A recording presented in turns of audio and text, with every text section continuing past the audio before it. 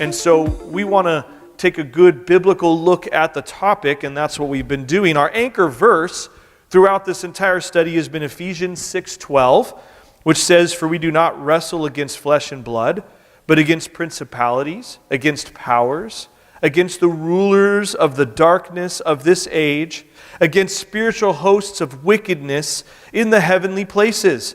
This is an emphatic statement, and it is a statement of truth. This is how it is. This is the reality that we live in. This is the fight that we're in. It's a spiritual battle. We do not wrestle against flesh and blood. And since we pretty much take in our environment through our physical senses, sometimes we can really miss that point as we move through life. Even as Christians, being fully aware of the spiritual, we can just deal with everything in the physical. Have you ever been guilty of doing that? Something that is completely spiritual in nature, and you try to deal with it completely physically. You know, pull up the bootstraps, roll up the sleeves, I'm going to get her done, and you find yourself flat on your face and you wonder why. Because you're fighting an enemy physically that is a spiritual enemy.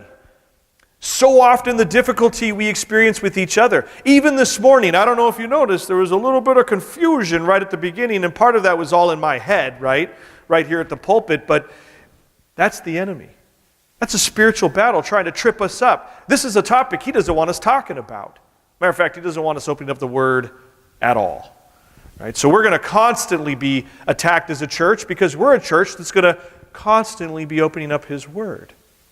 And we got to know what we're fighting. We got to know who we're fighting.